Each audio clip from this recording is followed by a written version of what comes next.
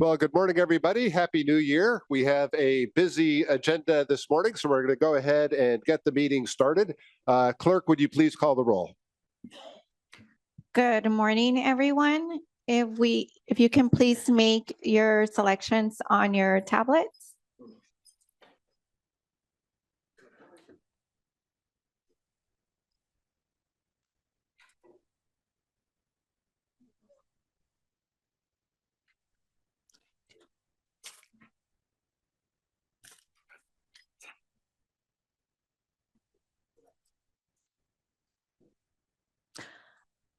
Chair, if we can restart the voting. We're just having a bit of a technical issue here. Just give me one moment. Okay. We're going to go ahead and put the voting back up on the screen and go ahead and indicate your presence with the voting button on your screen, please.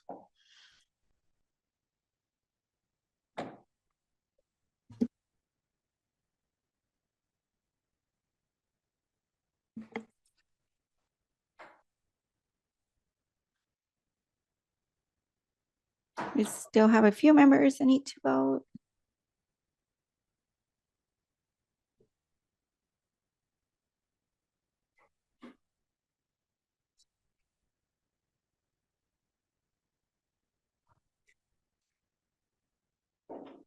We still have 2 members that need to put their vote in.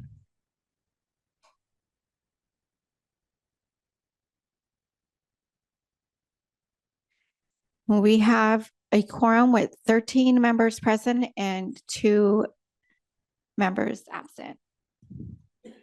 Thank you, Clerk. All right, let's begin with non-agenda public comment. This provides 2 minutes for anybody who would like to comment on something that is not on today's agenda, but is within the purview of MTS. Clerk, do we have any non-agenda public comment? We do. We have 3 public comments at the moment. Charlotte Iradpane, if you can please make your way to the podium.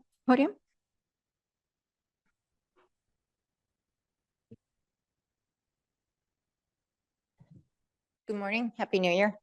I was here last month, spoke to everybody regarding ADA laws, accommodations, and I would like to thank your CEO or COO for helping to organize things and have someone get in contact with me. We did find out there was a glitch in the system for the paratransit. The reason why they were unable to do any reservations on a Sunday, but they were able to on a Saturday. So I thank you guys very much for that. It was, I'm quite impressed with the quick response considering that it was the holidays. So that's excellent. But like I do remember with the previous meeting, you had people were concerned about the trolley, and the trolley I can empathize with. I've had times that because people's faces are in their phones and it's crowded, they fail to render seats to handicapped people. And myself, I have fallen down because of that.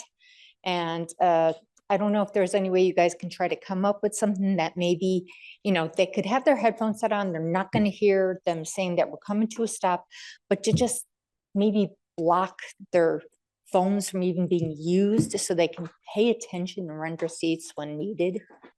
And I can also say that a lot of your drivers in a variety of areas, not just the tram, but the buses and the paratransit, don't necessarily always make sure people are seated. And, you know, I know time is an issue. It's always an issue, but just to make sure that those who do have a problem, making sure that they're sitting down, take care of, maybe properly buckled in, you know, it may be necessary to start teaching people again what ADA laws are. But thank you very much. And I hope everybody has a great new year. Steve Laserson, they will bring a mic up to you. Okay. Thank you very much. Most of you probably have the thing that I wrote out, which is longer than 2 minutes. The basic thing is in the center. I think you're missing the boat on a couple of things because this map is great. If you could please hold the microphone. This map is great. So, but what I think you can be doing is turning these route numbers into buttons. So if you just push If you it, could please hold the microphone. you'd go directly to the bus route with no extra clicks or stops or changes in the website. So I think that that could be interactive.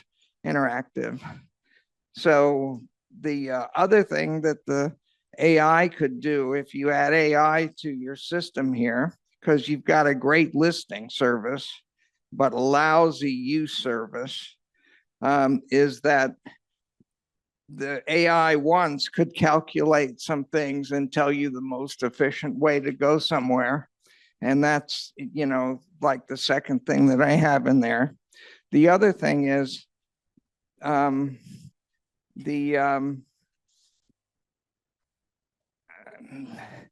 I have some more correct issues. There are two types of people, and you probably have hundreds of types of people who use the trolley. One of them, you know, goes to the same thing every day. They go to the university or something. Others are people that are trying to use the trolley to get somewhere that they haven't been. And there, the system really lets you down because, you know, nothing tells you what is the most optimum speed in which to get somewhere. Some trolleys are going to arrive when the bus is gone. Other Your time trolleys are has going to. expired, sir. Okay, that's fine. Thank you. Miguel Aguirre, if you can please make your way to the podium.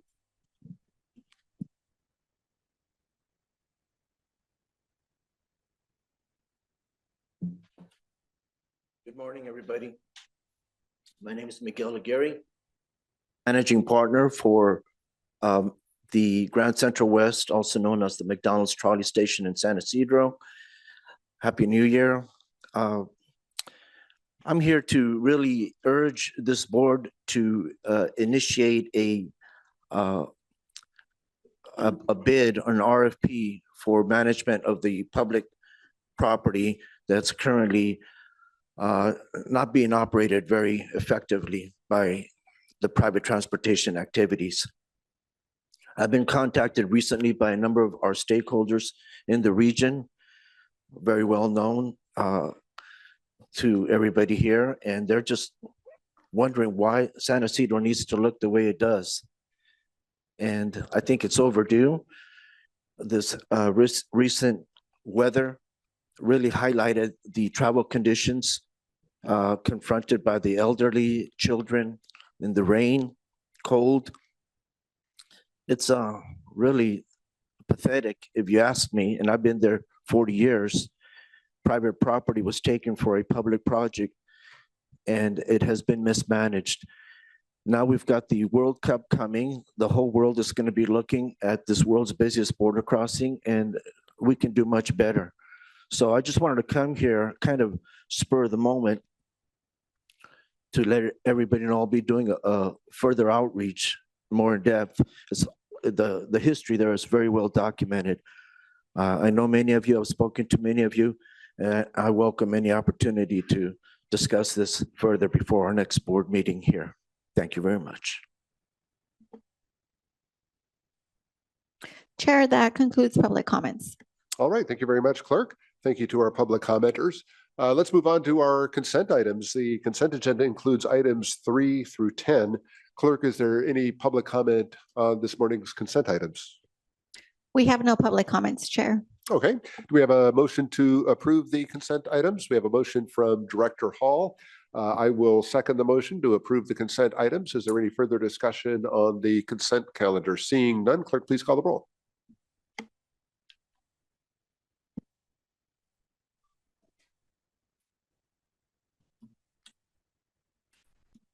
If everyone can please make their selections on their tablets.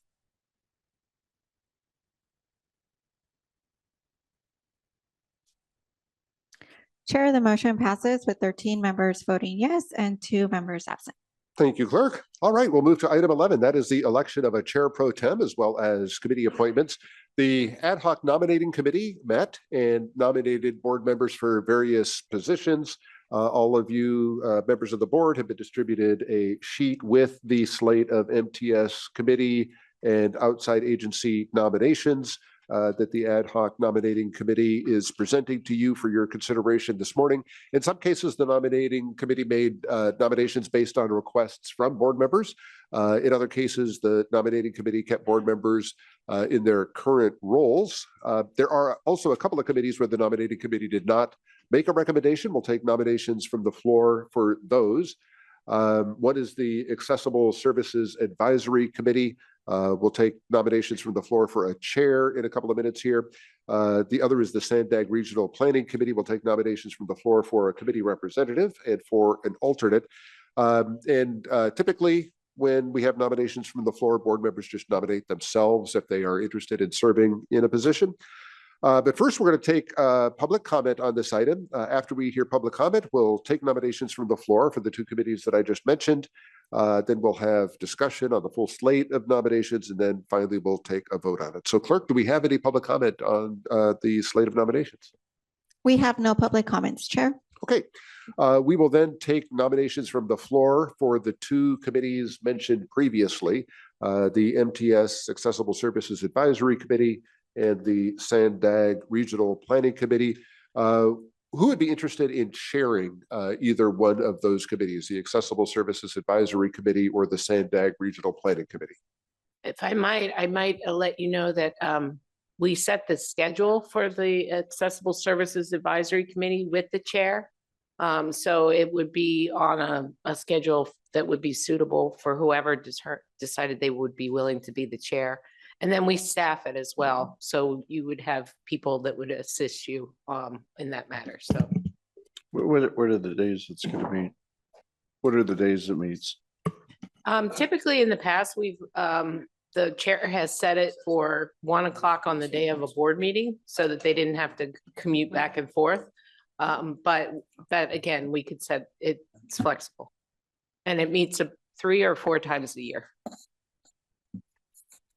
And if folks want to think about it and let us know later, that is fine too. We don't have to fill these positions today, but certainly want to create the opportunity if anybody is interested in serving as chair of the Accessible Services Advisory Committee or as the committee representative for the Sandag Regional Planning Committee, please let us know. Let's go to Director Mendoza.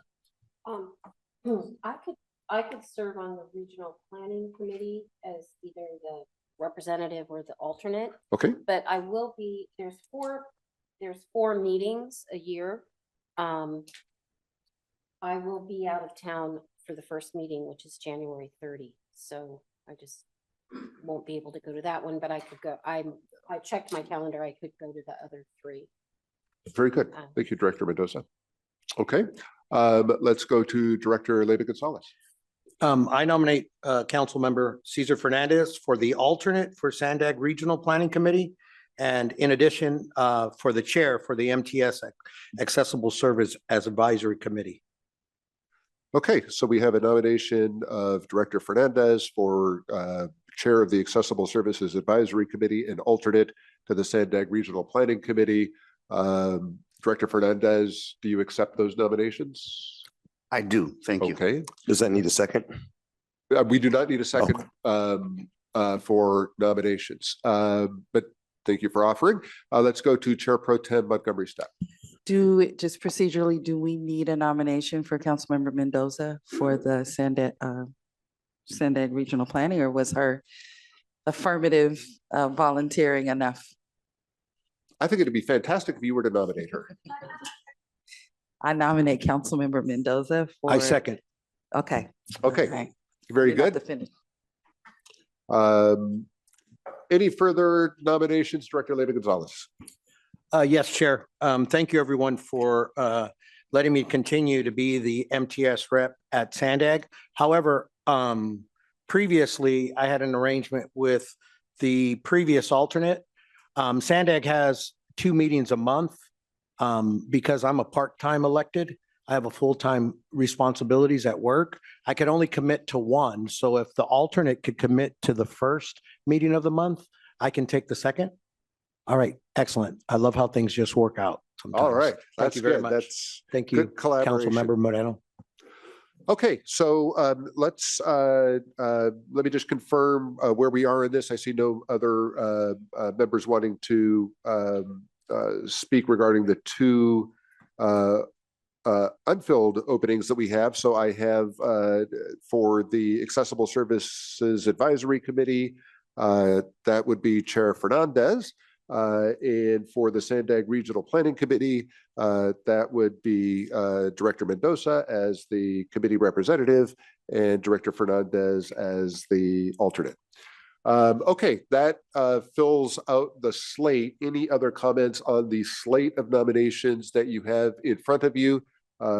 It recommends that Chair Pro Tem Montgomery Stepp continue as Chair Pro Tem, and then you see the other nominations along the page. I see no further comment from the board, so we'll go ahead and take a vote on the slate that's in front of us. Clerk, please call the roll. Members, if you can please make the selections on your tablets.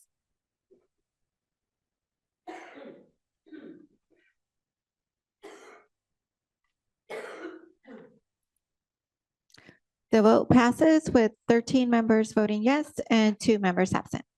Thank you very much. And I just want to thank all of the members of the Board of Directors for stepping up to serve in those various assignments. There is a real appreciation for you stepping up and helping MTS in that way.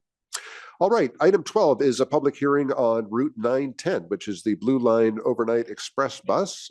Brent Boyd and Beverly Neff are going to provide the presentation on this item whenever you're ready. All right, good morning. Brent Boyd, Director of Planning and Scheduling with MTS, with Beverly Neff, who's our Manager of Planning and Reporting.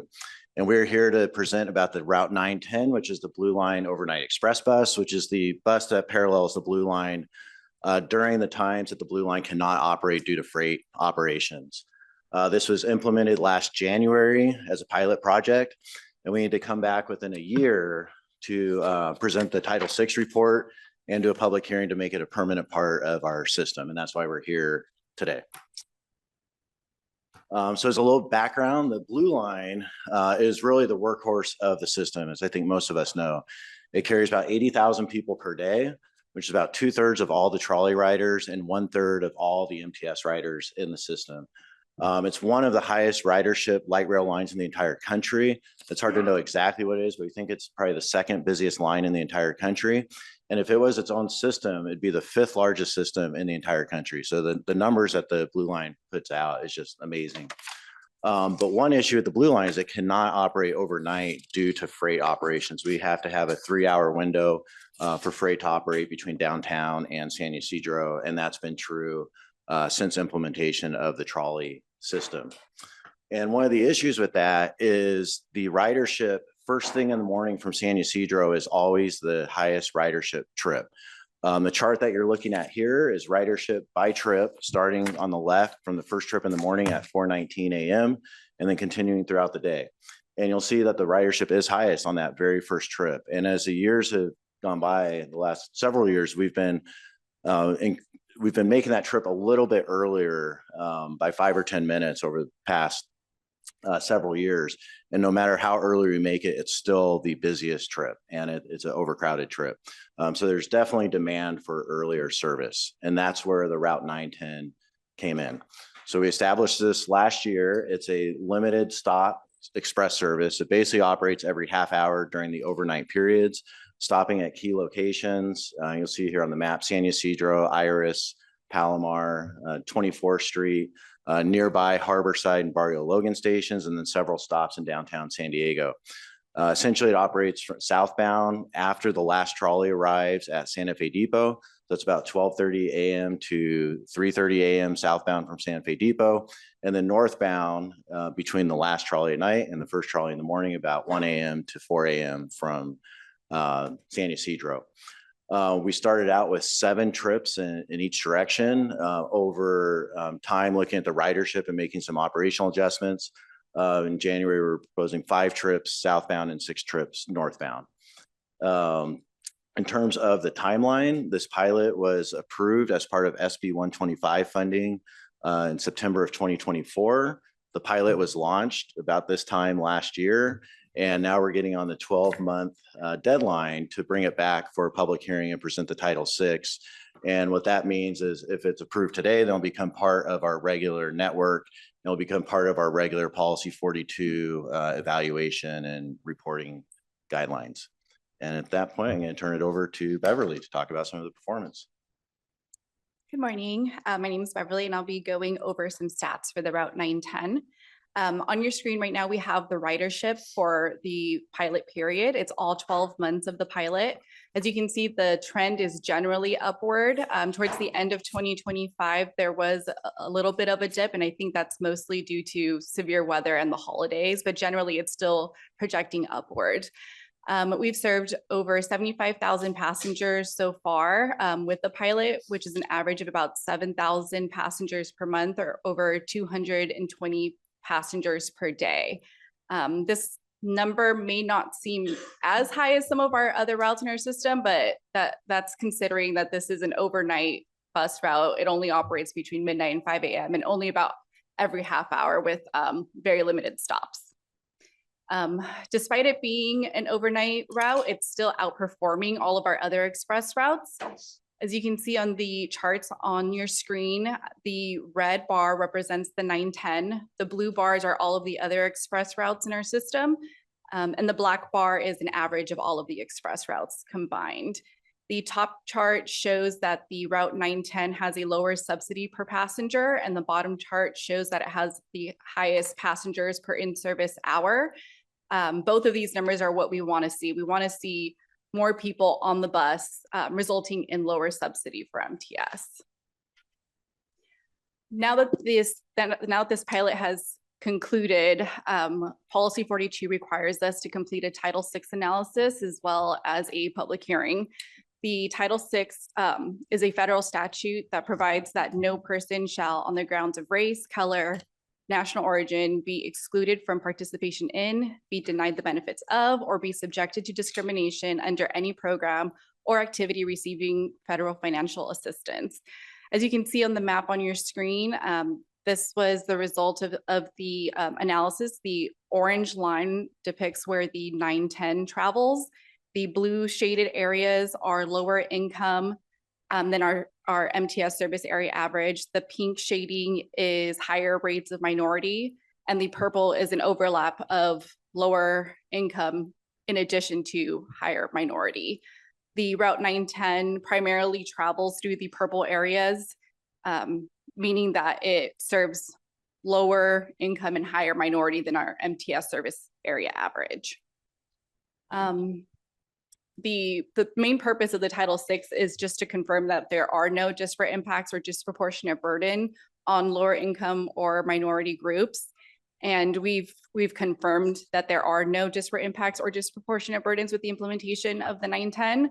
As you saw on the map on the previous slide and on this chart, the areas for the 910 identify as 38% of people identify as low income as compared to the 24% of our service area average.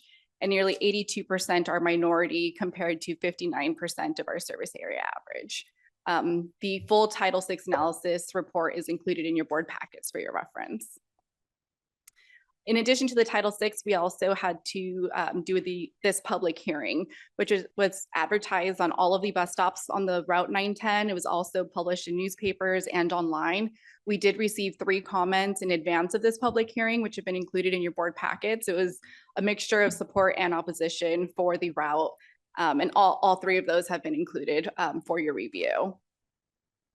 And with that, that concludes this presentation and brings us to the staff recommendation that the San Diego Metropolitan Transit System Board of Directors, 1, receive public testimony, and 2, approve the conversion of pilot Route 910 into a permanent route. Very good. Thank you for the presentation. Clerk, do we have any public comment on this item? We do. Alex Forsman, if you can please make your way to the podium.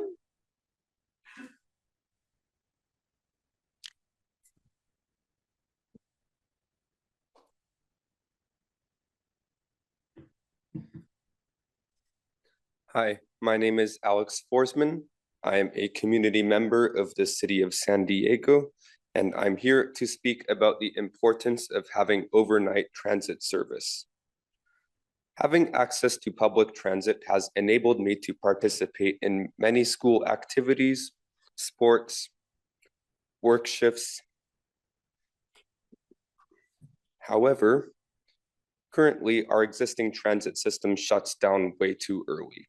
There have been many times where I've been trying to get home from work, been excluded from events because I do not have a way to get there and back. Or my family has had to take time off of their work in order to give me rides costing them money.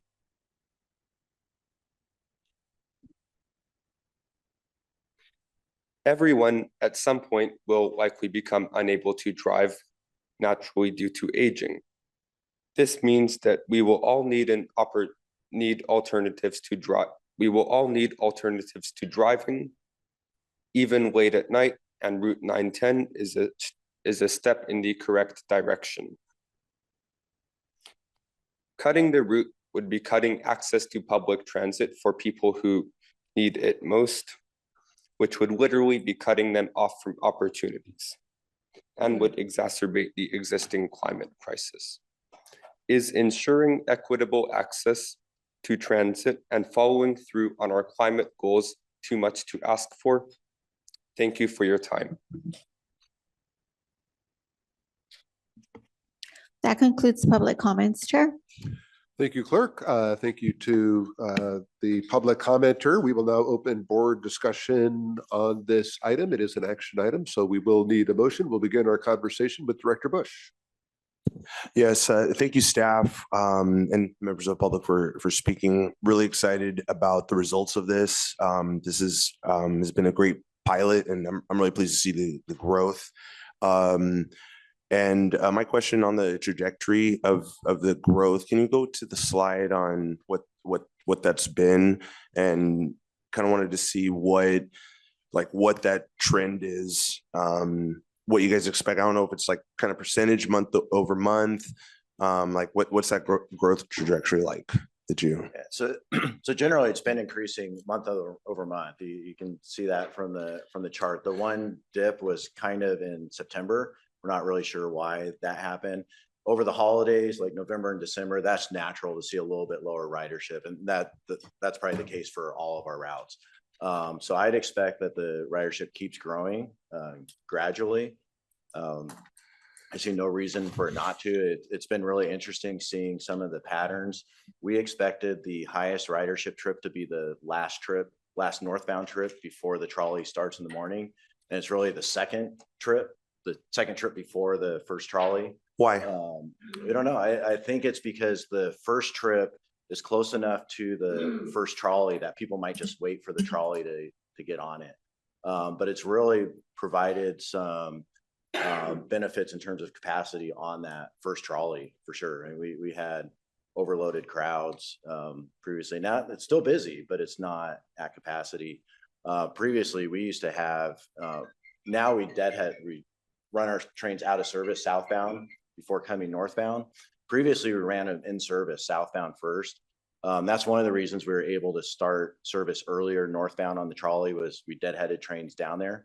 And before we did that, people would actually ride the southbound trains to San Ysidro just to get on at San Ysidro and go back north so they'd be able to fit on the trolley. So that's been an interesting trend that we've seen, and that's kind of gone away. Okay. Well, and then what, in terms of the marketing and promotion for this, do you guys have any numbers on the data, the budget for that, and then what that's actually been like? Because I wonder if there's even some increased promotion that, so whether that would result in even more growth. Yeah, I know there has been some talk about increased promotion even on the other side. And well, what has that been though? Brett, why don't we let Mark come up?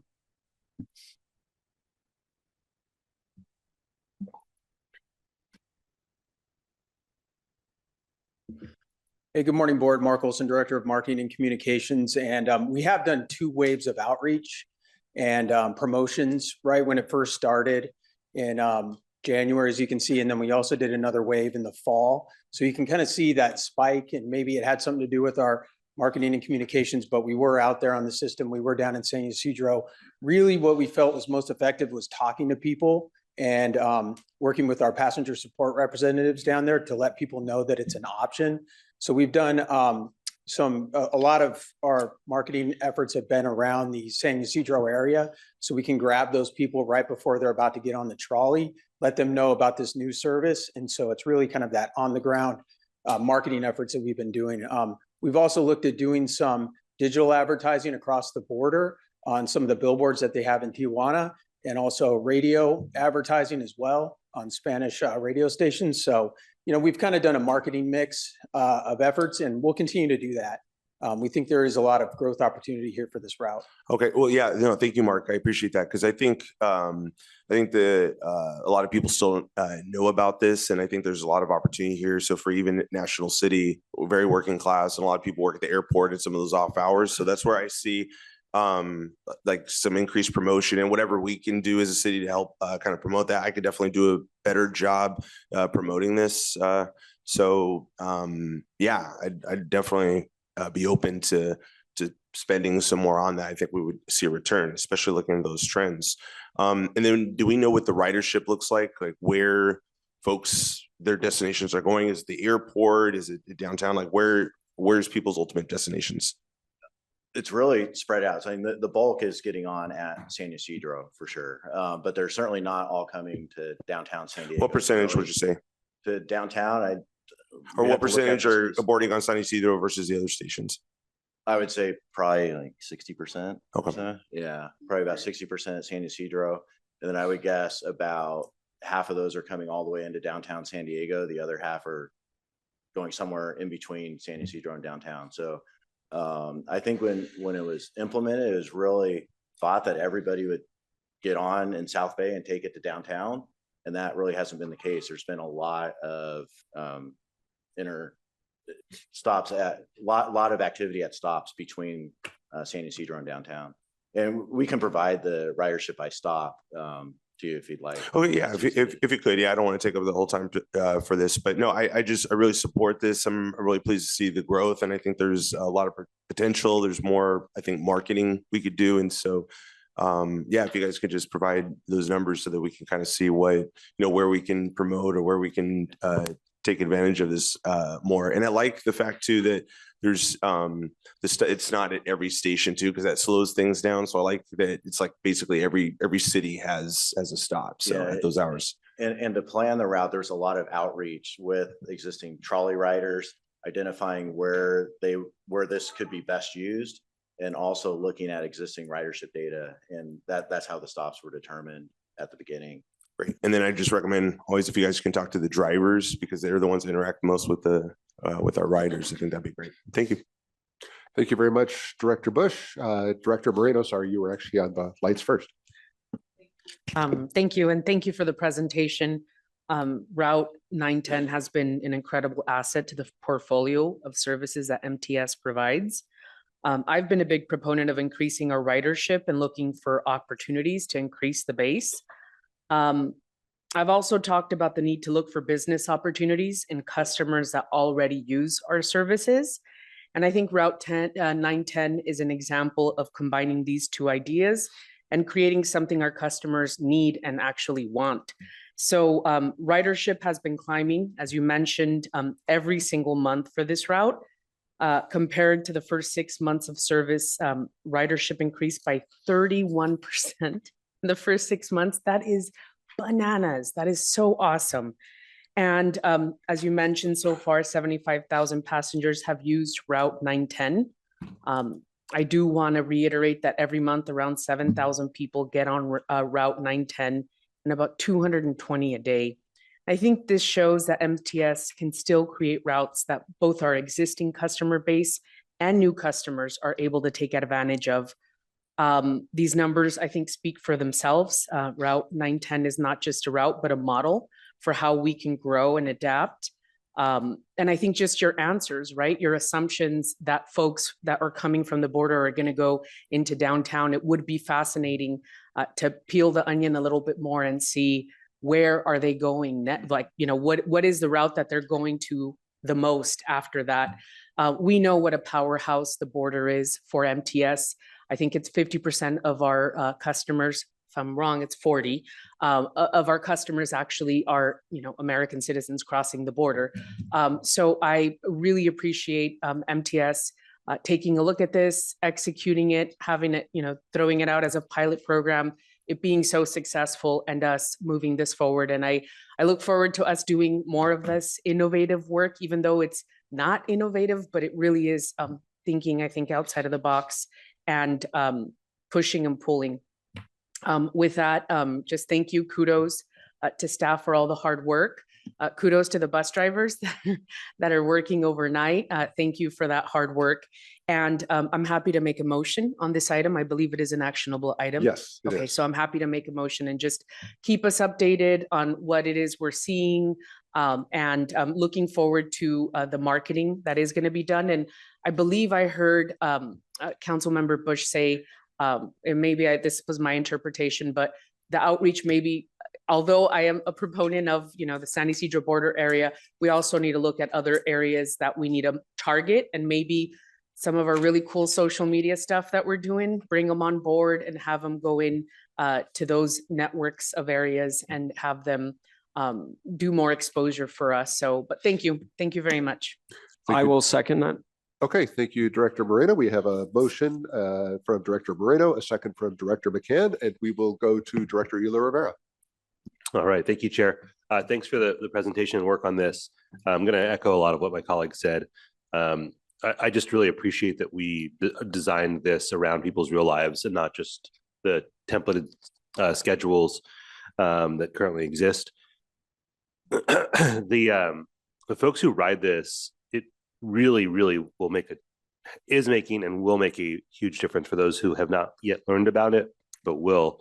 These are overnight workers, students, families, and the absence of this route or these public transportation options often means that folks who are working those shifts are paying significant portions of their wages just to get to work.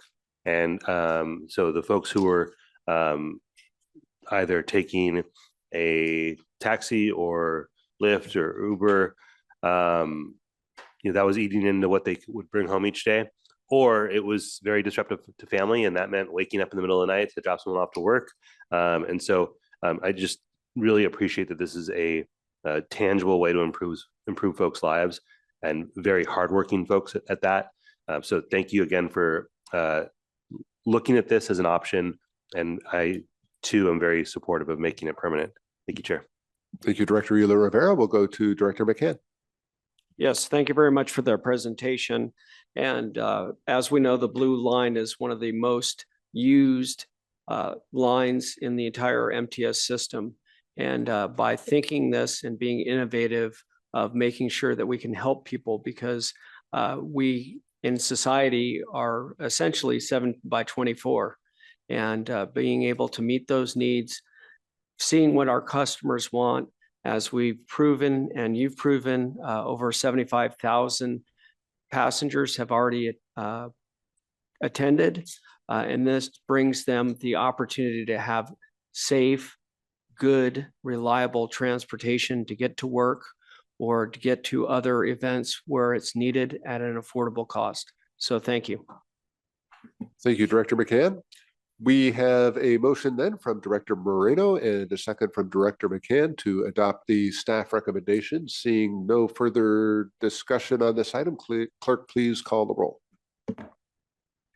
Members, if you can please make the selections on your tablet.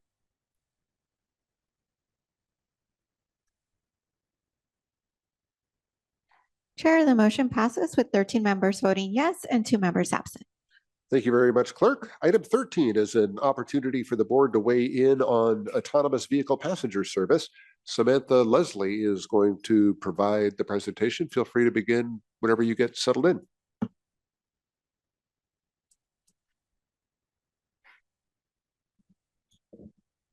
Good morning. My name is Samantha Leslie, MTS Deputy General Counsel, and I have here next to me MTS For-Hire Vehicle Administration Manager Leonardo Fewell, and I'll be presenting on autonomous vehicle passenger service.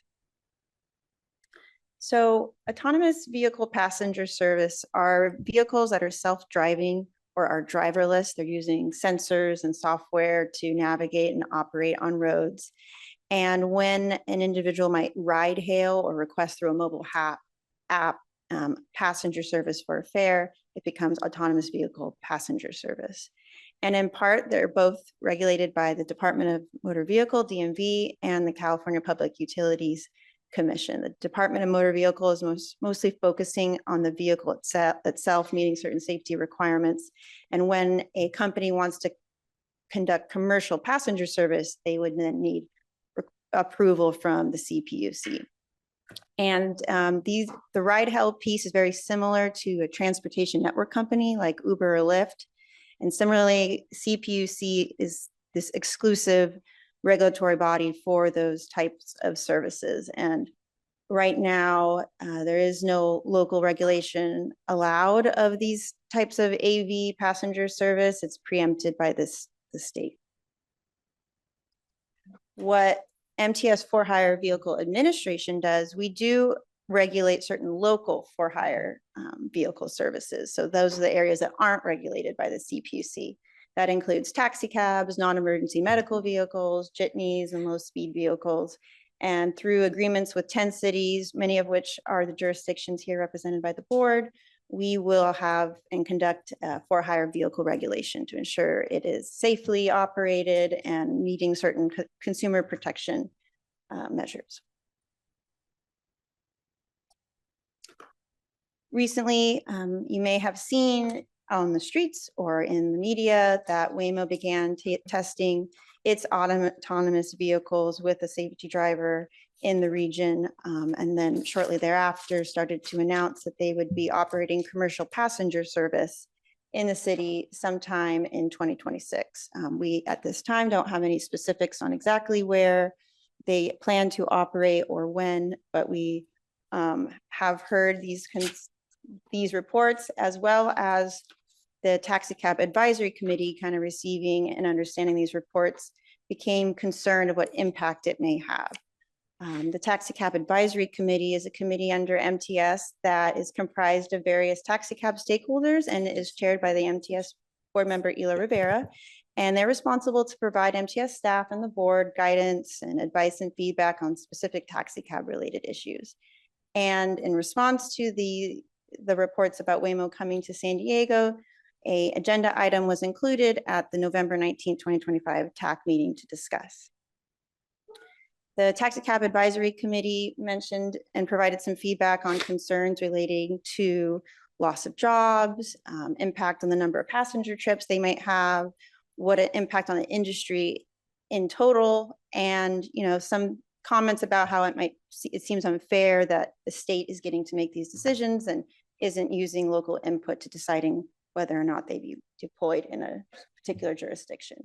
And so TAC themselves made a motion to themselves submit a protest to the CPUC and the DMV for any Waymo application. The TAC also made a motion recommending the board take certain actions as well.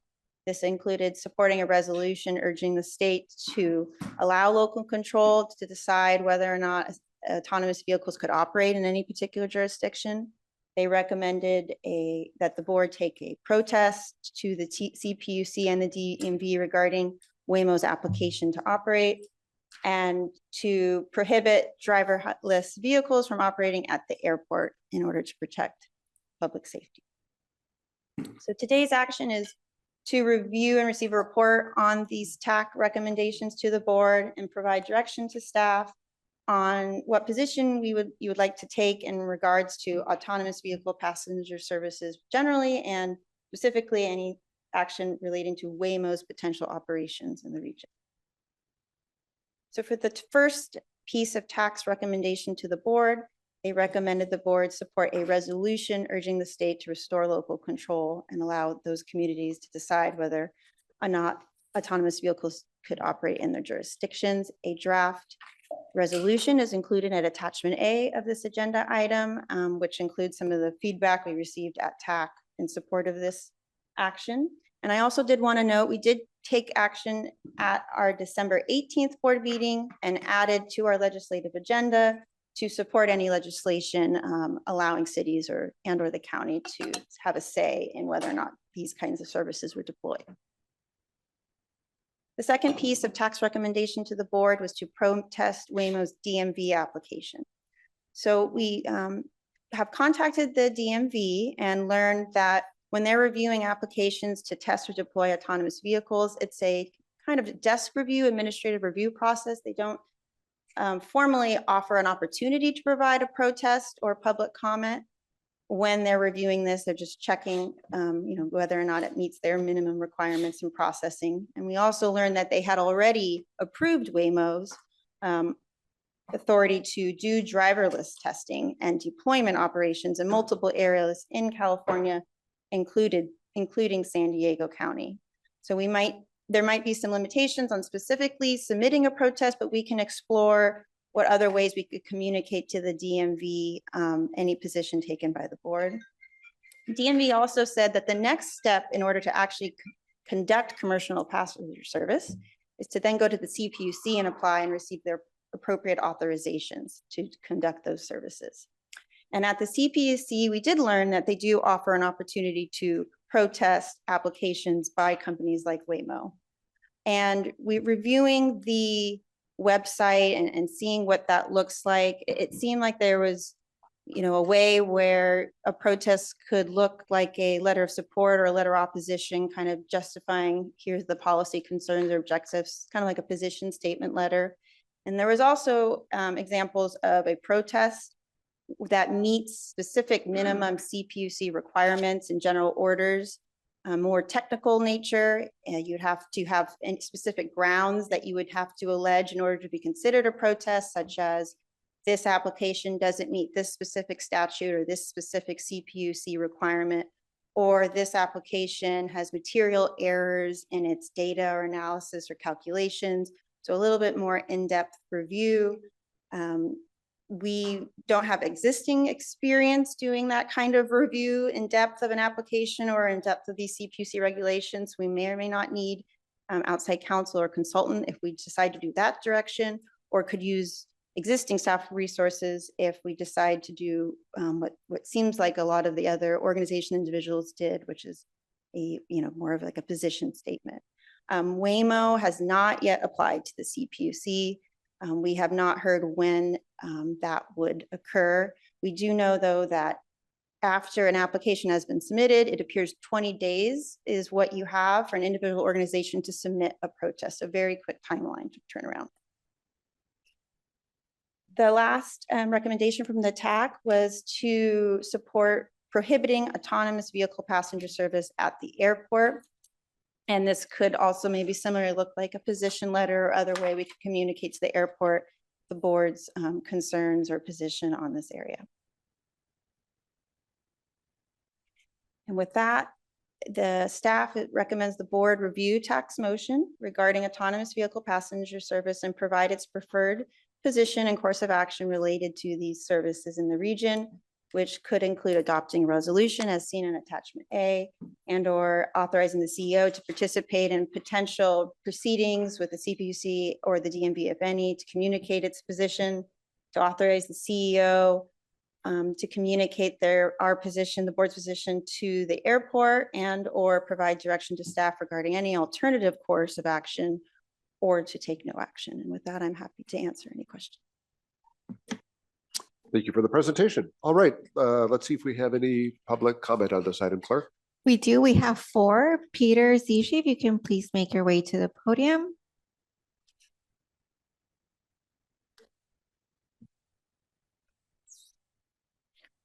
Peter, are you here?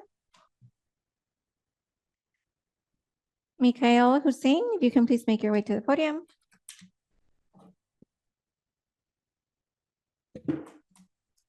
Good morning. Thank you for your time. And my name is Mikhail Hussein. I'm the Executive Director for the United Taxi Workers of San Diego Taxi Drivers Advocacy for 17 years.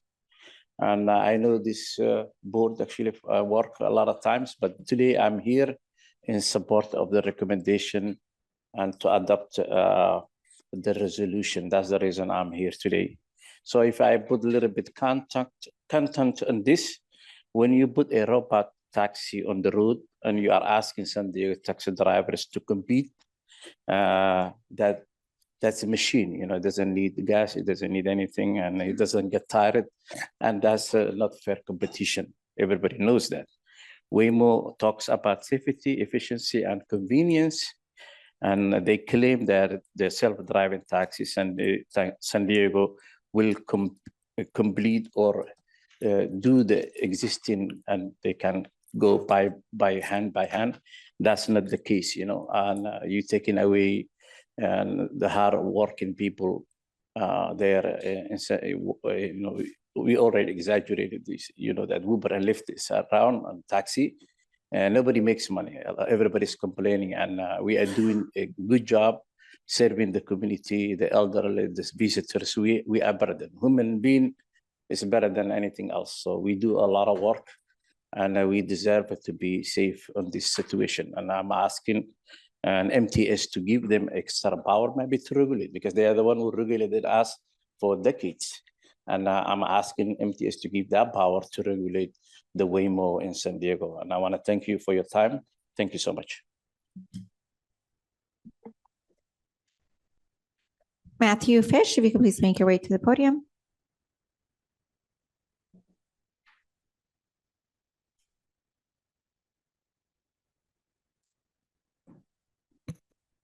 Good morning, everyone. My name is Matthew Fish. I'm the Assistant Business Manager of IBW Local 465, and we are in support of this resolution.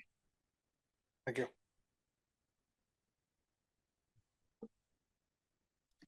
Cristoforo Gomez, if you can please make your way to the podium. Good morning, board. My name is Cristoforo Gomez, and I'm an organizer with the San Diego and Imperial Counties Labor Council. We represent over 130 unions and over 200,000 working families across the county. The Labor Council stands in solidarity with the taxi workers who have kept San Diego County moving for decades. These workers have already been facing the rising costs of fuel, maintenance, and insurance alongside the growing economic uncertainty in the country. Waymo's proposed driverless vehicle deployment would only deepen these challenges for an already struggling class of workers. And we've seen that the push for innovation disruption has all too often come at the expense of good jobs, safety, and public accountability. We urge the board to vote yes on this item so that the people can have a say on Waymo's implementation and ensure that future transportation policies prioritize the workers and communities that will undoubtedly be impacted. Thank you. That concludes public comments, Chair. Thank you, Clerk. All right, we'll open board discussion on this item, and we'll begin with Director McCann. Director McCann, did you want to speak to this item or? Okay. Oh, okay, very good. We will then turn to the chair of the Taxi Cab Advisory Committee, Director Ela Rivera. All right, thank you, Chair. Thank you, Samantha, for your work on this. Thank you, Lenny, for all the support you provide to the Taxi Cab Advisory Committee. Appreciate the presentation there and the context of how this item came here. This is no longer a theoretical conversation as it relates to autonomous vehicles. Waymo has made it clear that they intend to begin operating in San Diego this year. We were seeing early activity, including preliminary operations, and there's no local oversight or opportunity for feedback. By now, I hope many of my colleagues have seen the viral videos coming out of the jurisdictions where Waymos do operate, Austin, LA, San Francisco, and other parts of the country, showing the real world impacts of Waymo operations, from vehicles stopping in intersections and blocking buses to halting on light rail tracks. That kind of disruption is exactly what we risk seeing in cities like San Diego, and within the San Diego region, if we do not begin weighing in now. So taking action today is especially important for MTS because we serve a dual role.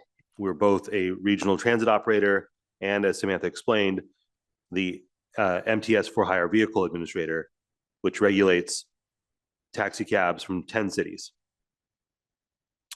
The operation of autonomous vehicle passenger service without meaningful local regulation and oversight places an unfair burden on local governments and the region to manage traffic operations, public safety, and infrastructure impacts. And while innovation can and absolutely should play an important role in our transportation future, Waymo's operations pose an immediate threat to the operations of our system and to rideshare and taxi driver workers who rely on these jobs to survive San Diego's affordability crisis. And when I say rely on these jobs, I mean people who earn their primary income as drivers and secondary income as drivers. Autonomous vehicles don't just change how people move, they literally replace people. That means lost jobs and lost income for families already struggling with the rising cost of housing, food, and basic necessities in our region. And this is not just about rideshare. Allowing autonomous passenger service without guardrails opens the door to expansion into trucking and delivery, threatening even more workers whose livelihoods depend on driving. Protecting San Diegans' jobs must be a priority. We have a responsibility to ensure that technological advancement does not come at the expense of workers, families, and entire communities, and that we take a second to ask ourselves, who does this benefit? And it must benefit San Diegans. It must benefit workers. If we do not assert local and regional authority now, we risk losing it entirely. I hope that some of the comments that Samantha made, some of the process that she laid out, paints a picture of just how rigged the system is in favor of the tech billionaires. A 20-day review process, a desk review. Think about the small businesses that try to operate in our cities and in California, and how many hoops they have to jump through, the hurdles they have to jump through. Meanwhile, Waymo and the tech billionaires behind it can submit a paper into DMV, operate vehicles that weigh thousands of pounds, have already been proven to cause major disruptions in cities, and a desk review is what they receive for those efforts, for their interest to operate in our cities.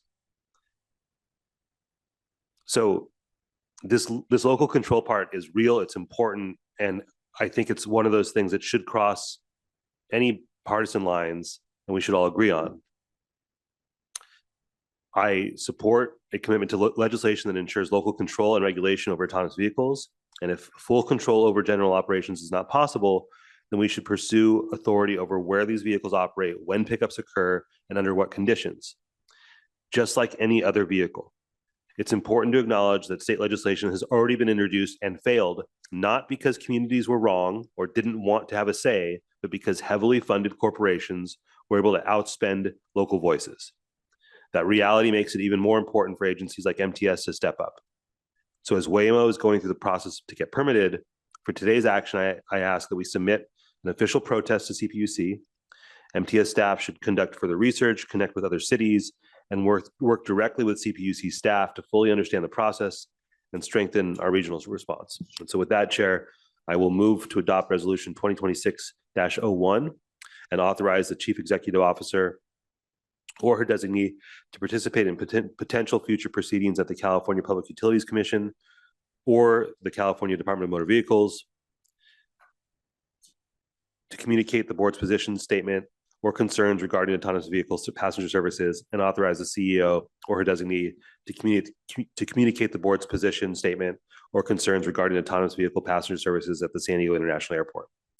I would much prefer that we do this with as much in-house resourcing as possible rather than outsourcing and looking for outside counsel. I think this is an important thing for MTS to know how to do, and I would like to minimize the resources utilized and offer the support of my office and others who are strongly supportive of this action.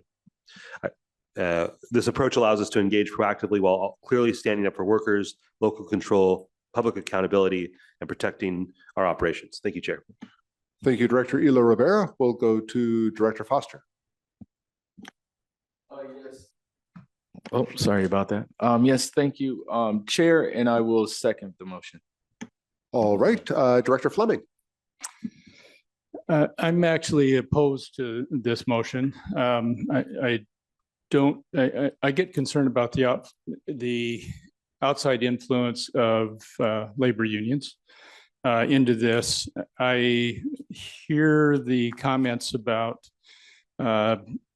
Waymo's vehicles and autonomous vehicles blocking intersections, blocking railroad crossings, and so on and so forth. I think if you really looked at the data, we'd see that human operated vehicles create those types of disturbances much more often than autonomous vehicles. I would be more in favor of this if the motion were to simply ask for more local control, but it seems to me that this motion is more focused on requesting local control so that we can squash the technology and the innovation that goes behind it. To me, it's looking backwards rather than forwards. If we want to really get focused on protecting jobs and we're afraid of innovation, then I would suggest that perhaps we should really oppose AI as well. And we could look back in the course of history and look at all kinds of other innovation that's happened over the history. I've been around Waymo operated vehicles in multiple other cities on multiple occasions, seen what seems to be a very efficient system that's happening. And I really get concerned about us as a local area trying to put ourselves backwards move ourselves backwards or hold ourselves backwards rather than forwards with the direction that the industry and the country ultimately is going. Autonomous vehicles aren't going to stop at rideshare programs.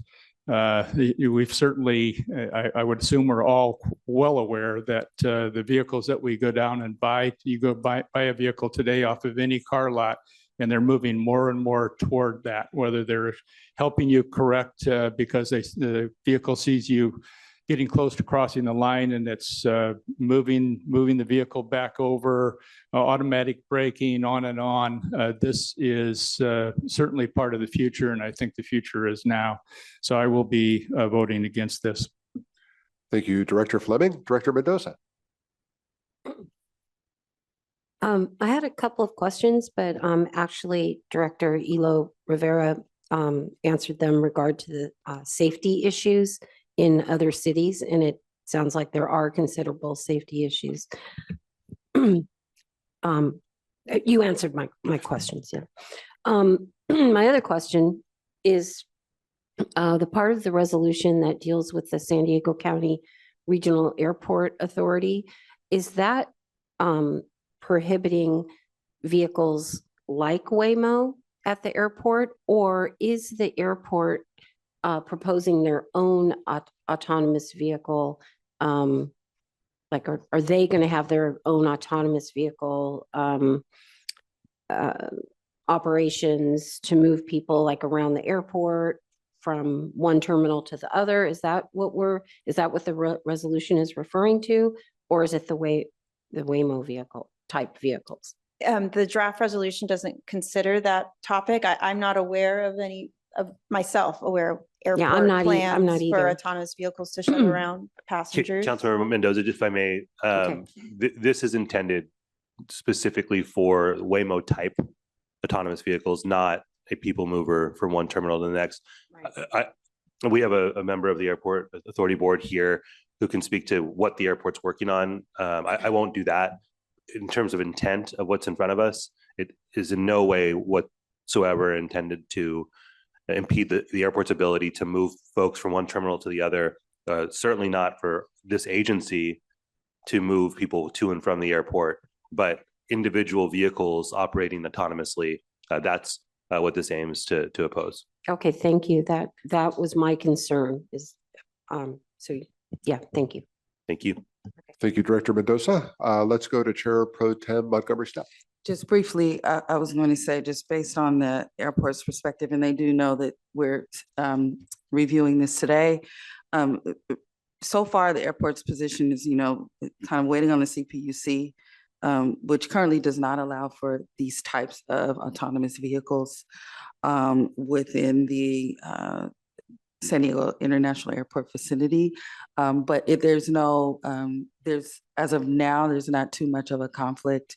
They are, sounds like going the traditional route right now, but I'm sure this will be a topic of discussion for board members at the Airport Authority as well. Thank you.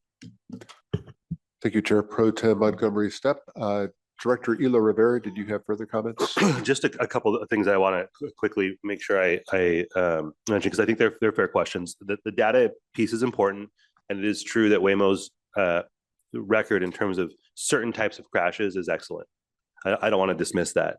But if we narrow any conversation about safety enough and put it through the right lens, we can make anything look safer than it actually is.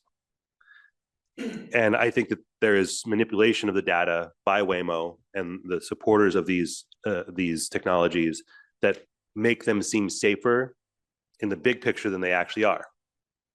Just a couple of weeks ago, there was a massive blackout in San Francisco, and the dependence on Waymos in San Francisco created complete chaos in that city when the power went off. Complete chaos. And that chaos was felt in very significant and serious ways by the transit agencies as well. So this is not about moving backwards. This is not about fear of innovation. And it is about protecting workers. And so when I just want to talk about the influence of labor unions, if I may really quickly, representatives of workers showing up and saying what their workers are afraid of and what they need to hear in order to know that their elected representatives are not selling out their future. I strongly encourage those voices in these spaces and think they should be welcome in any government space. But the bottom line is this: it's not every time we have a conversation about technology, it's as if anyone who says can we take a beat is opposed to innovation and trying to move us into the Stone Ages. That is not the case. I'm a very tech-friendly person.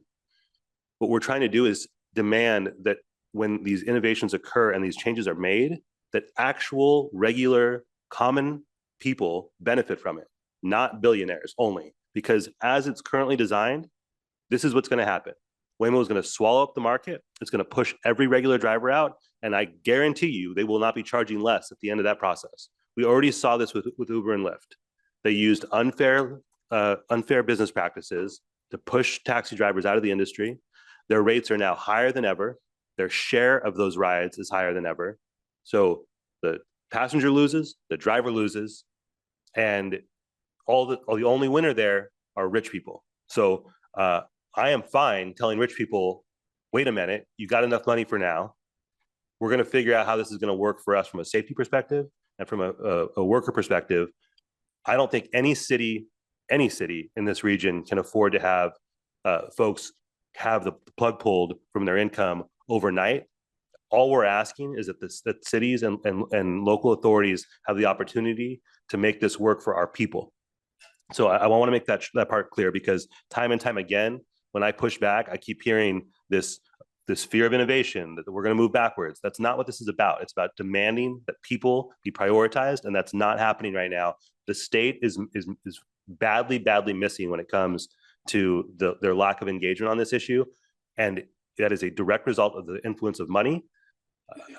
I'll just put that last point on that. I would ask all of us to keep in mind how highly regulated the small businesses are in our cities and in the state, and how little Waymo is having to do to have the carpet rolled out for them in this region and across the state. I'll leave it there, Chair. Thank you. I appreciate the time. I appreciate the second from Councilmember Foster. Thank you, Director Elo Rivera. Let's go to Director Hall. Yeah, I just want to confirm we had a second. This is all about local control. So there may be some items on this that we don't like. We can adjust them later, but I want to be able to know who's coming into my city and work from there. Thank you, Director Hall. All right, I think that Director Elo Rivera's motion largely mirrors the recommendation that TAC put forward to the board. Could we go back to that slide? Because I want to make sure that everybody's clear on what the motion in front of the board is. There's a slide earlier in this presentation that has the recommendation to the board that came out of TAC. Chair Whitburn, obviously you guys can go with it, but the final recommendation that was on the screen, we felt captured what the TAC requests were, so it was giving kind of a little bit broader authority to try to, whether it's called a protest or a position letter, to like look at what our options are and what we could do, as opposed to at the time of the TAC meeting, we didn't necessarily know what all our options were. So, but the intent of the final page of the screenshot was to give us, as if that's the direction that the board wanted to go, to give us kind of the broadest authority to then take the direction that we get today and communicate the board's position. I think we need to ask the maker of the motion if that last slide is consistent with what you. Yeah, the recommendation is what we are good with. I would just say that this is at various points of time, Chair, this moved, speaking to how difficult it is to oppose. As TAC was formulating their position, changes were happening in terms of what approvals were already being given. And so that explains at least part of the difference between what was in the TAC motion and what's here. But this is the motion that I. Okay, good. Okay, sorry about that. I just wanted to make sure we're accurately capturing your motion. All right, so the motion is to adopt the resolution to authorize the CEO or her designees to participate in potential future proceedings at CPUC or the DMV, if any, to communicate the board's position, statement, or concerns regarding autonomous vehicle passenger service, and or authorize the CEO or her designees to communicate the board's position, statement, or concerns regarding autonomous vehicle passenger services at the San Diego International Airport, and or provide direction to staff regarding an alternative course of act. Well, okay, so the motion does not include that last bullet, but it includes those first 3 bullet points. Is that clear to staff? All right. Yes, and our understanding is that the position statement that's being voted on is to request restoring local control and to oppose autonomous vehicle passenger services, without local control. Okay. All right. Very good. I want some clarification because there was an option on the outreach to CPUC and or the DMV on whether it would be a comment letter or a formal protest. Do you have a position on that? Are we going to leave that up to the discretion of staff as to how to best approach that question? I just want to make sure we're clear. Yeah. My preference, well, let me ask Sharon how you interpret those 2 things. I think that part's important to me.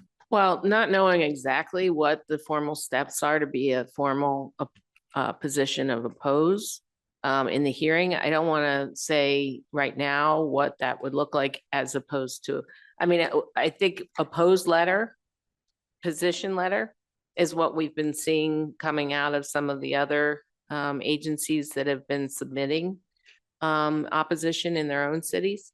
But we do know that there's certain formal things that you have to prove in order to be standing, and your ability to say what the harm that is happened to you as an agency and things like that. We could certainly move in that direction, but I don't know all the formal steps. Yeah, I think Karen's on the line. I'm sorry. I just thought I would follow up with that. So we also worded this broadly because right now we're aware of, we think the next action is that they will put in an application for this specific ability to operate passenger service in San Diego at the PUC, which is like an advice letter that they get. And so looking at that, the most common, consistent with the position that the board is taking, appears to be, while they file it under the protest proceedings, it's really a position letter, as opposed to, we are not aware, but we're willing to investigate. Is there a technical protest that could be made? But that's much more in the weeds of their data. And so I don't know if that's something that we could identify and do, but other agencies and cities have submitted under that proceeding of the protest period, they've submitted their opposition papers.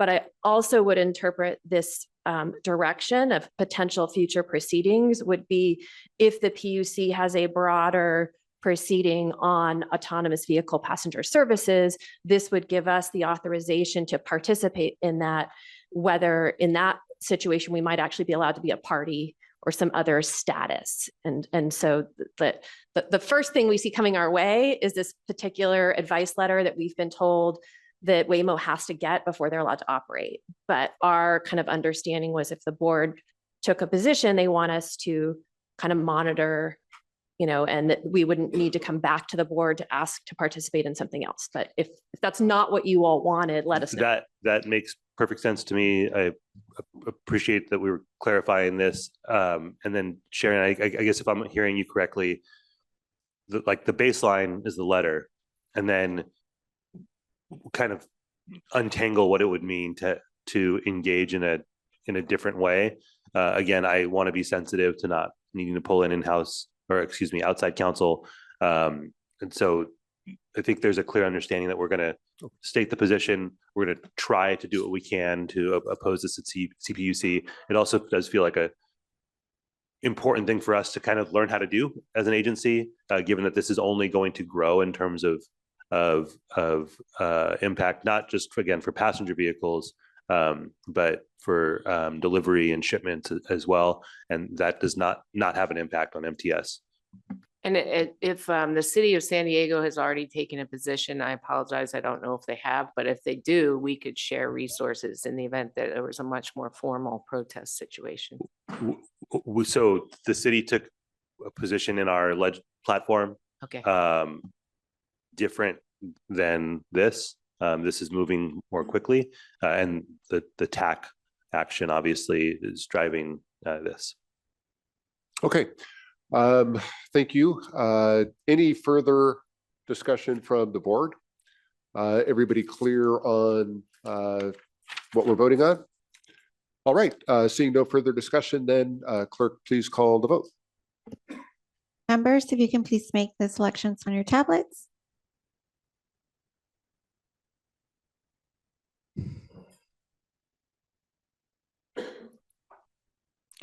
Chair, the motion passes with 12 members voting yes, 1 member voting no, and 2 members absent. Thank you, clerk. Thank you for the discussion. Let's move to item 14. That is a project labor agreement monitoring update. And Samantha Leslie is going to lead off this presentation as well.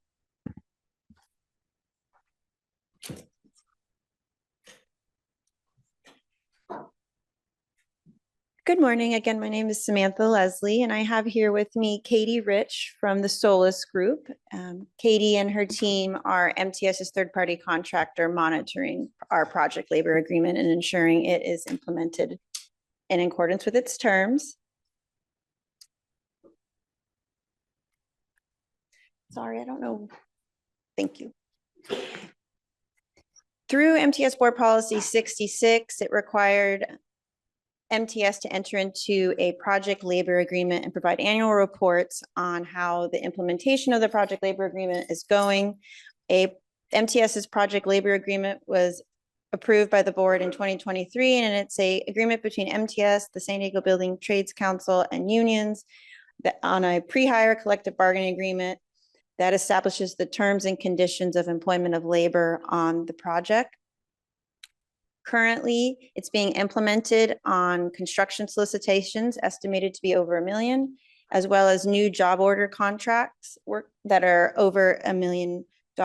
We will also be soon implementing on new solicitations for CCTV, equipment installation service, and also certain work orders under architectural and engineering agreements. There are many benefits of a project labor agreement: prompt procedures for resolving labor disputes, guaranteeing of no strikes, benefits for small business and DBE subcontractors in terms of the union referral process and allocation of fringe benefits, requiring contractors to establish apprenticeship programs, and establishing a local hiring goal of 40%. Local hire for our PLA is zip codes within MTS's service area. MTS staff and Katie and her team, we work as partners with any project that has a PLA applicable to it. Our role at MTS, we're responsible for the construction project solicitation itself, an independent cost estimate, scope of work, posting it on our e-procurement website, getting the word out to as many contractors, including small business and DBE, and helping to inform contractors that a PLA applies, and this is how to make sure you're in compliance with it. And that, when it's up into the e-procurement website, we then share and push off to Katie and her team to help inform contractors and perform her monitoring service. And from that, she'll take over and oversee how the projects have been going. Perfect. It's nice to see all of you again. As mentioned, my name is Katie Rich with the Solis Group. We come in once there's a pre-bid meeting and want to make sure we're educating the contractors on the PLA requirements as well as the prevailing wage requirements. We also want to make sure there's a pre-con meeting so we can educate the contractors that do have the contracts for these projects. The biggest thing that we also handle is that pre-job meeting, which is a PLA requirement. That's when the unions come together with the contractors, go over the scopes of work, and the assignments are made. During construction, we will collect, track, and audit all of the certified payroll reports to double check local hire as well as people getting paid the wages they are owed. We want to make sure we're always communicating to MTS. So if there are issues, we issue a delinquent document report to the contractor. We also send out a monthly report on the 15th so MTS can see where those numbers are and if there are any concerns. We also want to make sure we're keeping our relationships up with the unions. We want to mediate any disputes and grievances, as well as just keep conversation open. If people have questions or concerns, they know they can come to us and we can walk them through the process. We also want to make sure there's a smooth project closeout. So when things are done, we have final numbers we can give to the contractor as well as the unions and MTS. Oh, thank you. So these are the current projects we have. American Plaza is ongoing. Orange Line Phase 1 also ongoing. Imperial Avenue Division Zero Emissions Bus Overhead Charging Phase 1 ongoing. Trolley track improvements ongoing. Bayer Boulevard Slope has not started yet, but there are conversations happening. So I anticipate March, I believe, when that might start happening. South Bay Maintenance Facility Zero Emissions Bus Backup, that work has not started. And then the 69th Street Repairs Project has been completed. So America Plaza, that is an improvement of the pedestrian circulation between stations via an elevated crosswalk, new pedestrian crosswalk, better wayfinding signage, and safe and intuitive links. This project started in June of last year and is ongoing. The prime contractor, De La Fuente Construction, you can also see their subcontractors listed underneath them. The nice thing about this one, we're hitting that stat of 40%. We're currently at 92.82% of local hires, which is fantastic. We're obviously over the 40%. We're hitting it with the local journeymen as well as apprentices. And this is just kind of a breakdown of the zip codes within the MTS area to kind of show you the head count we have for the workers as well as the total hours from those zip codes. Orange Line Phase 1. This improvement project will improve the Orange Line between the 32nd and Commercial Street Station and the Massachusetts Trolley Station, helping to increase reliability, enhancing safety, and improving operational efficiencies. This work started in May of last year and is estimated to go through May of 2027. Stacy Whitbeck is the prime contractor on this project, and you can also see the list of subcontractors and their scopes of work. We're also hitting 93.45% with local hires, which is fantastic. Again, over that 40%, hitting that within both the journeyman and the apprentice work, which we're thrilled about. Here's just again the zip codes to show you the MTS area and the total numbers that we have. This has also increased greatly. This presentation was put together in November. So between December and January, we've had a lot more hours come in and a lot more zip codes being utilized. So once these are updated, we'll show you again next year. Imperial Avenue Division Zero Emissions Bus Overhead Charging Phase 1. This is the installation of overhead steel structure and chargers for 24 zero emission buses at the Imperial Avenue Division. Work started in August of 2025 and is estimated to be completed next month. The prime contractor on this is Precision Electric. We're also hitting 94.93% of local workers, again, way over that 40%. Also for journeymen and apprentices, we're hitting over, which we're again very happy about. This is a breakdown of the zip codes for this project. It's definitely getting longer. As I said, these continue to change and grow as the projects happen. So our zip code list gets bigger, our hours get bigger, which we're very happy about. Trolley track improvements. This is an ongoing trolley track maintenance and repair. Work was supposed to start in October. It started more in November. It's supposed to go through July of this year. We have not collected much data on this project yet to date, but we'll have numbers. And if you ever do need them now, we can certainly get them for you. DRS Contracting is the prime contractor, and this is the list of their subs. And finally, the 69th Street repairs project. This is completed. This was a track and subgrade repairs at the 69th Street grade crossing. The work was done January of last year. It was emergency work and happened, I believe, within less than a week. It was quite quick.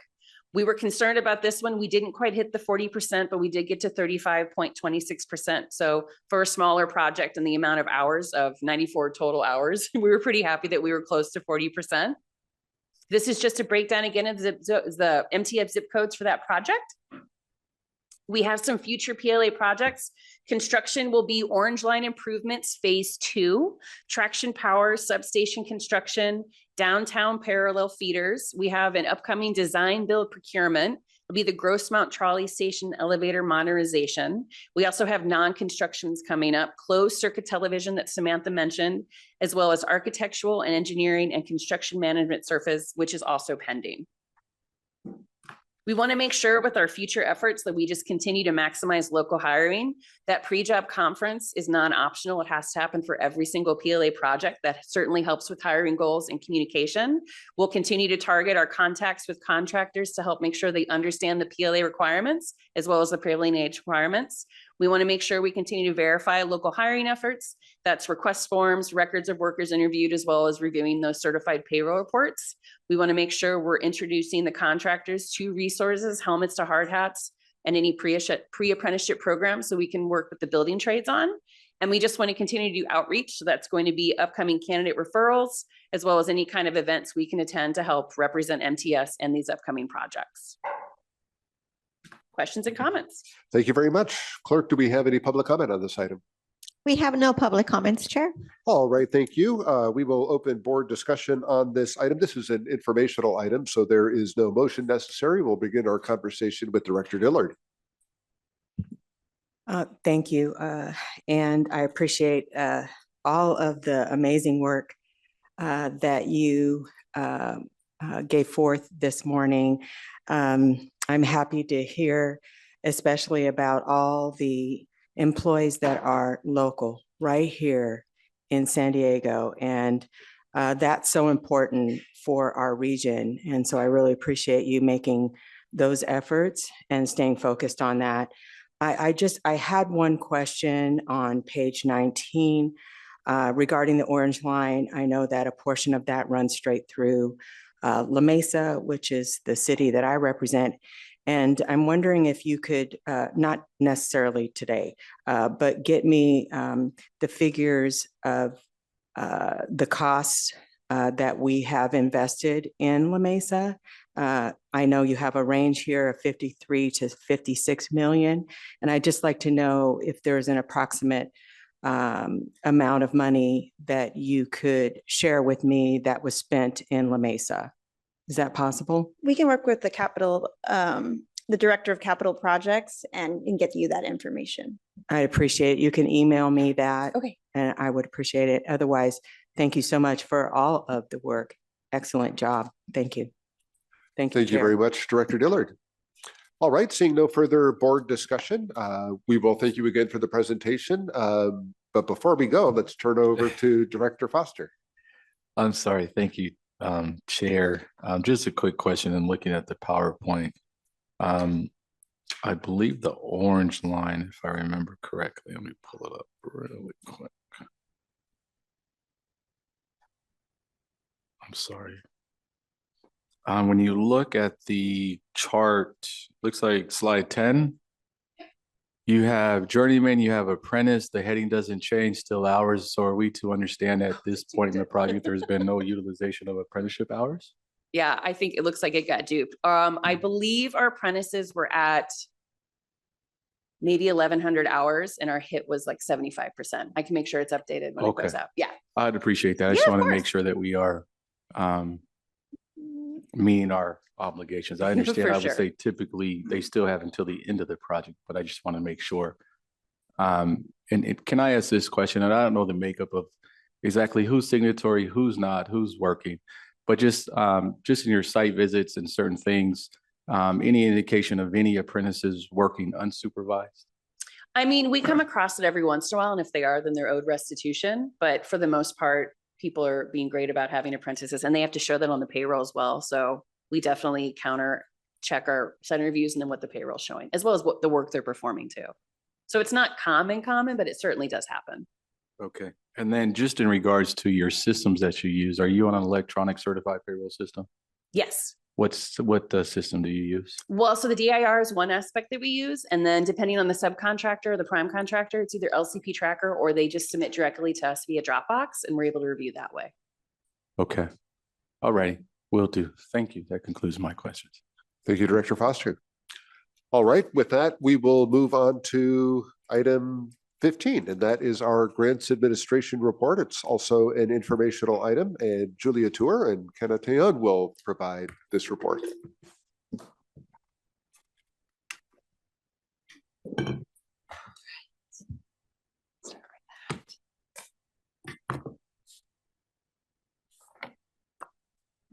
Good morning. Julia Tuer, Manager of Government Affairs. I'm joined by Teon, MTS Grants Administrator. We'll be going over the Grants Administration Report this morning. So a little bit about our team structure. We're comprised of two different departments, Government Affairs and Finance. Joining me on the Government Affairs side is Kenna and Vanessa. They both handle all the day-to-day grants administration duties. And then on the finance side, we have Eric and Etta listed here. They provide all the financial oversight and day-to-day financial analysis of the grants process. So today we'll discuss the administration and life cycle of grants, our collaboration efforts, the various types of grants and grant-funded projects we apply for, and as well as some of the challenges that we're consistently working through. And then we'll highlight some partnerships and talk a little bit about some recent audits. So here's a good visual of the life cycle of the grants process. The team is responsible for all aspects of the grant from inception until finalization and closeout, which can take years depending on the project. So all of this comes with consistent and coordinated project management and reporting responsibilities. And right now the team is managing over 30 open and active grants. Regional support and collaboration is key in grants administration. Many projects involve stakeholders, not only internal to MTS, but also externally too. We hold recurring meetings related to grants to ensure we're in full compliance and meeting milestone targets as well. And then we're also always grateful for the letters of support from your offices as we develop our applications. So quickly here on the types of grants that we receive, both on the state and federal side, we receive formula and competitive grants, and those projects are funded and identified through our MTS Capital Improvement Program. So the formula funding includes predetermined funds that are allocated to MTS, and the competitive discretionary funding is only awarded through a highly competitive application process. And then I did want to flag here on the federal side, the upcoming reauthorization of the surface transportation funding. Currently, it's the Infrastructure Investment and Jobs Act, the IIJA, also known as the Bipartisan Infrastructure Law, that will expire September 30th of this year. The new reauthorization will authorize funding and policies for transit and other surface transportation programs for 5 years, which will play a big role in our grant funding outlook and the programs we compete for in the years ahead. So I'll go ahead and hand it over to Kenna, and she'll discuss the different types of grants in a bit more detail.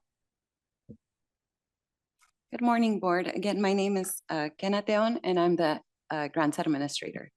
So as Julia mentioned during the previous slide, formula fund recipients are typically predetermined and do not rely on a competitive process, but we still have to apply for the funding and abide by all the reporting requirements.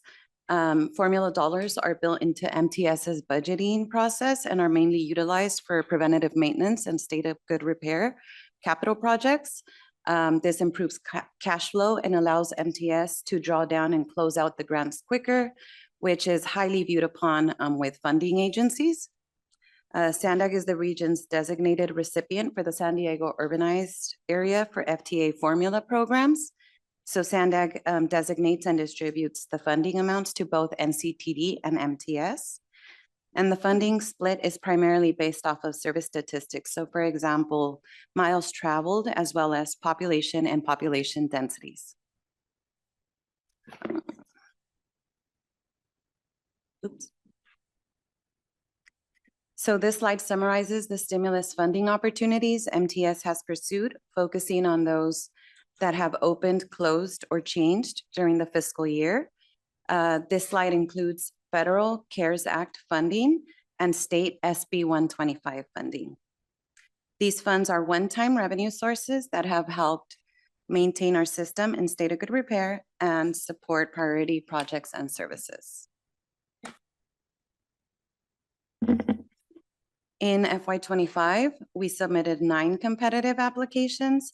And what this slide shows is that when we're not successful in securing a grant award, we continue to seek funding. And in most cases, we're successful. So you may notice the same project name a few times on this slide. A good example is the Otay Mesa East Transit Planning Study, where we did apply in September of 2024. We were not successful. We reapplied in January of 2025, and we were successfully awarded the entire amount. So some competitive funding challenges is these funding programs are often significantly oversubscribed, meaning the demand for the available dollars far exceeds the amount of the funding available. This type of funding is open to all agencies and organizations across the entire country. So we're all competing for these limited resources. And as a result, only a fraction of applicants receive funding. So MTS, we experienced this firsthand during this fiscal year. We requested a debrief with the funding agency where the award was not attained. And the feedback we received was that although our application was rated highly recommended, the program was just significantly oversubscribed. However, we have had a strong track record of securing competitive grant funding, allowing us to stretch or utilize our CIP funds further and maximize project impacts. The next 3 slides highlight examples of projects that MTS has successfully implemented over the past year. The Operation Lifesaver Grant is a federal competitive grant program. It supports public education and awareness campaigns promoting safe behavior around train tracks. MTS was awarded $30,000 to support 2 educational campaign projects. The Clean California Grant, it's a state competitive grant program. This funded the installation of 2 murals at the East Street Transit Center and 96 trash recycling receptacles from East Street Transit Center all the way south to the San Ysidro Transit Center. The state TIRCP program, Cycle 5, awarded MTS $14.5 million to support phase 1 of the Orange Line Improvement Project. And during this fiscal year, the installation of the VMS signs was successfully completed. We received $1.4 million for just that component. The federal program, STGP 5310, Cycle 11, which is administered through SANDAG, awarded MTS $600,000 for the procurement of 7 MTS access and paratransit vehicles.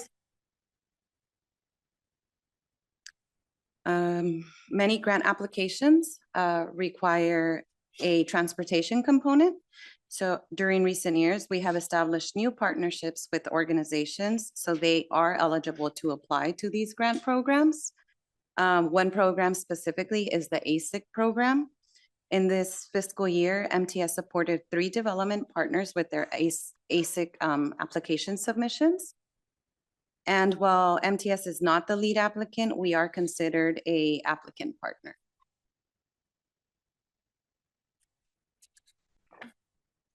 So this slide brings the process full circle. We seek out grant opportunities, apply, receive the awards, carry out the projects, and undergo the audits. MTS is audited by federal and state agencies, either yearly or triennially. And on this slide, you'll find audits that began or concluded within the 2025 fiscal year. And while we consistently strive for 0 findings, during every review, there have been instances where findings have occurred. However, we work collaboratively to address and resolve findings or observations quickly, reflecting our strong commitment to the responsible management of public funds and maintaining our assets in state of good repair. And with that, our long-awaited grants report comes to an end. We're very thankful for all of your time and your ongoing support. What a great way to start the new year. Thank you very much for the presentation. Clerk, do we have any public comment on the item? We have no public comments, Chair. Okay, this is an informational item. No motion is necessary. Let's see if we have any board discussion on this item. Seeing none, we will thank you again for the report. Let me get the board's concurrence on something. I would recommend, given the time that we receive the report on item 16, we've got a couple of closed session items. I want to make sure that we have enough time to spend on those in closed session. Item 16 is an informational item. The information is in our agenda packets. There's a fairly lengthy slide presentation that goes along with it. The CEO has agreed to send that presentation out to the board so that it's at your fingertips if you would like it. But with that, I would recommend that we receive that report. Director Hall? I'm fine with that. Okay, you're good with that? All right. Anybody object to receiving the report on item 16 and then moving into closed session? All right, we've got concurrence from the board on that. Do we have any board member or CEO communications before we take public comment on the closed session items? Director Hall. Yes, I was told not to say anything, so I will. Today is Vice Chair Goebel's birthday, so I want to wish him happy birthday. Congratulations, very good. Happy birthday to our vice chair. All right. Other board member communications, our CEO. Yes, if I could have the slide brought up. So I wanted to highlight for you the cards, the Pronto cards in front of you. This is part of our community celebration program through the Pronto commemorative cards. We actually have a dedicated website to this if you want to learn more about it. We're highlighting local artists and really highlighting the communities we serve. It's also part of the overall program of we beautify parts of the neighborhoods with local artists, et cetera. Some of that is in the annual report that I'll send you the link for. But this is specific to the Pronto cards and they're very well received. This one is particularly interesting because this was created by an artist who also happens to be our manager of rail facilities, Eben Edwards. Even if you could stand up.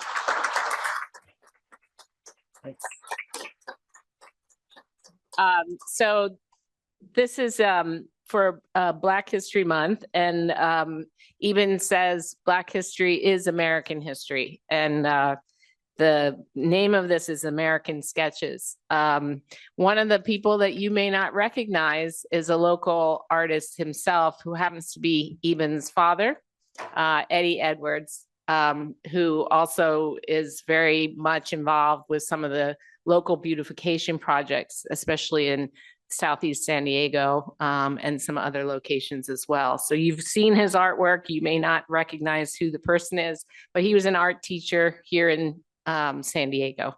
And the inspiration for this was his own montage technique. I learned a lot about this because Eben was highlighted in an interview on KUSI yesterday, and they plan to play it all through Black History Month. So it's really, we're very proud of him. And we will be featured in the parade this weekend with a wrapped bus with his artwork on it. Wow, that is terrific. Thank you for sharing that. Congratulations, Eben, and thank you. I think this is a point of pride for MTS that this artwork will be featured on our Pronto card during the coming time. Any further communications from the board? Seeing none, let's go ahead and we've got two closed session items this morning, a conference with legal counsel regarding anticipated litigation and a conference with legal counsel regarding existing litigation. Before we go to public comment on the closed session items, Director Bush, did you have something? Yes, sorry. I just wanted to thank MTS staff. Just a real quick update about our 24th Street mural project. So today, thank you, Sharon and all of your staff. So I see Rolando here as well and Brian. So thank you guys for getting moving on it. So it looks like they are going to start again tonight. at 11:30, and hopefully, I think in this week that the west facade should be finished. And again, this is a catalyst project that we hope to really address a lot of the graffiti issues along that corridor. So just wanted to really thank Sharon and staff for your diligence on that.